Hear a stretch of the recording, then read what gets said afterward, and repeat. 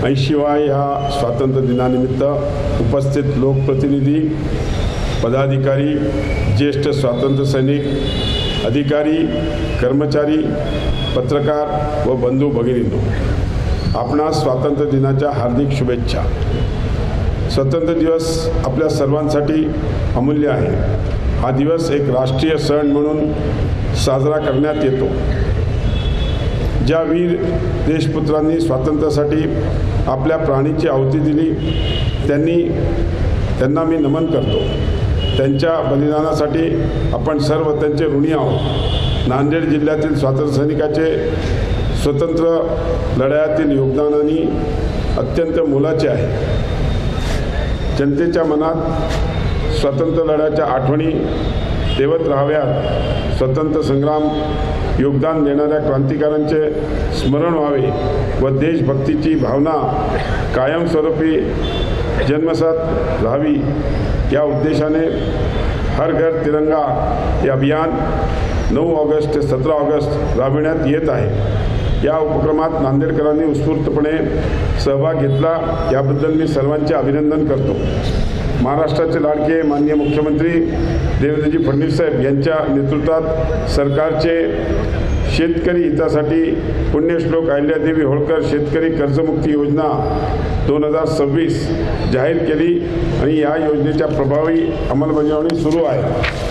मला विशेष आनंदाने सांगावे वाटते की या योजनेच्या पहिल्या टप्प्यात नांदेड जिल्ह्यातील जवळपास 13,000 शेतकऱ्यांना कर्जमुक्तीचा लाभ मिळाला आहे। जवळपास 106 कोटी 25 लाख रुपयांची शेतकऱ्यांच्या खात्यावर जमा करण्यात येत आहेत। आर्थिक अडचणीचा सामना करणाऱ्या आपल्या शेतकरी बांधवांसाठी ही निश्चितच दिलासादायक बाब आहे। शेतकऱ्यांनी या योजनेच्या लाभासाठी ॲग्रिस्टॅग नोंदणी व आधार प्रमाण करून घ्यावे असे आवाहन मी करतो। केवळ कर्जमुक्तीच नाही तर शेतकऱ्यांना वीज बिल सवलत देण्याची महत्त्वपूर्ण निर्णयही सरकारने घेतला आहे। कर्जाचा भार कमी करणं आणि शेतीसाठी लागणाऱ्या वीज बिलाला दिलासा देणं हे अत्यंत महत्त्वाचा निर्णय आपल्या सरकारने घेतला आहे। हे निर्णय घेतल्याबद्दल मी मुख्यमंत्री देवेंद्रजी फडणवीस साहेब, माननीय उपमुख्यमंत्री एकनाथ शिंदे साहेब आणि माननीय उपमुख्यमंत्री सुनीताताई पवार यांच्या मी मनपूर्वक अभिनंदन करतो आणि नांदेड जिल्ह्यातील शेतकऱ्यांच्या वतीने त्यांचे मनपूर्वक आभार मानतो। शेतकरी सुखी तर महाराष्ट्र सुखी।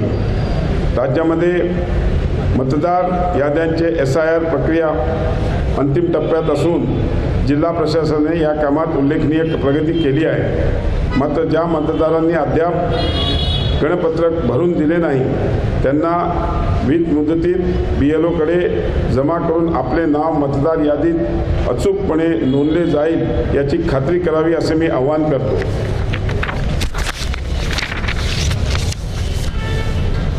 UNOने सन 2026-27 हे आंतरराष्ट्रीय महिला शेतकरी वर्ष म्हणून घोषित केले आहे। आज शेतीच्या क्षेत्रातील महिला शेतकरी मोठ्या प्रमाणावर योगदान देत आहेत। नुकतेच महाराष्ट्र शासनाने महिला शेतकरी सक्षमीकरण विधेयक 2026 मंजूर करून शेती आणि शेतीपूरक व्यवसायात काम करणाऱ्या महिला शेतकरी म्हणून अधिकृत दर्जा देण्याचा महत्त्वपूर्ण निर्णय घेतला आहे।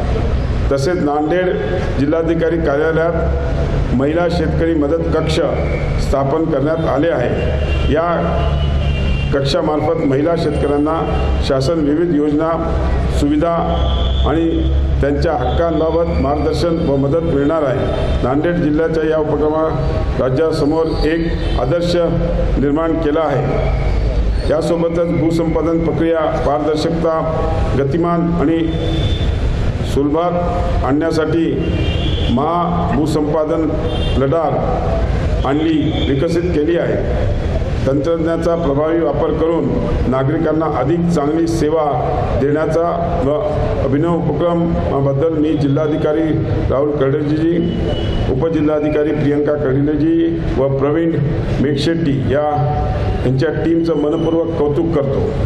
देशाचे लोकप्रिय पंतप्रधान माननीय नरेंद्र मोदी यांनी दखल घेतलेल्या कंधार तालुक्यातील बहादूरपुरा येथील बबनराव पेटकर यांनी मुलाच्या विवाह सोहळ्यात 3,365 नागरिकांचा विमा उतरवून समाजोपयोगी उपक्रम राबविला। त्यांच्या या उपक्रमाचे मी मनपूर्वक कौतुक करतो।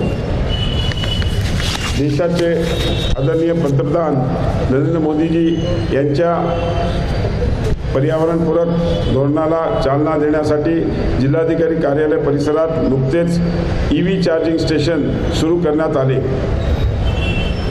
पर्यावरण संरक्षणासोबत इलेक्ट्रिक वाहनांच्या वापराला प्रोत्साहन देणारा जिल्हा प्रशासन हा उपक्रम निश्चितच कौतुकास्पद आणि अनुकरणीय आहे। यावर्षी पावसाची सुरुवात उशिरा झाली असली तरी नांदेड येथील डॉक्टर शंकरराव चव्हाण विष्णुपुरी प्रकल्प पूर्ण क्षमतेने भरला असून जलसाठ्यात मोठी वाढ झाली आहे।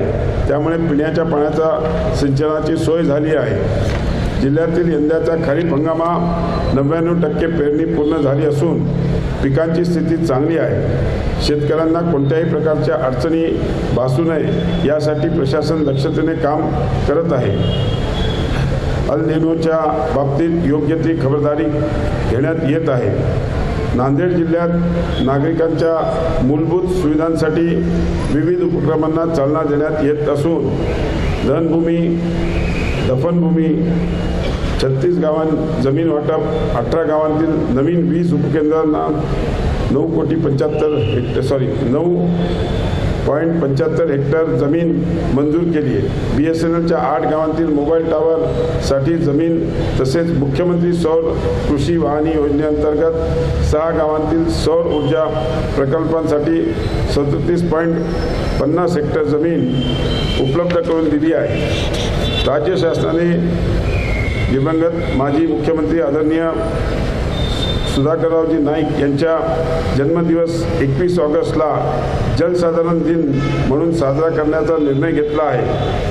त्यानिमित्त दिनांक 15 ते 21 ऑगस्टपर्यंत जलसाधन सप्ताह राबविण्यात येणार आहे। या कालावधीत जलसाधन विषयी विविध उपक्रम राबविण्यात येणार आहेत। 21 ऑगस्ट रोजी आयोजित वॉकथॉन वॉक फॉर वॉटर या उपक्रमात सर्व नागरिकांनी सहभागी व्हावे हीच आदरणीय नाईक साहेबांना खरी आदरांजली ठरेल।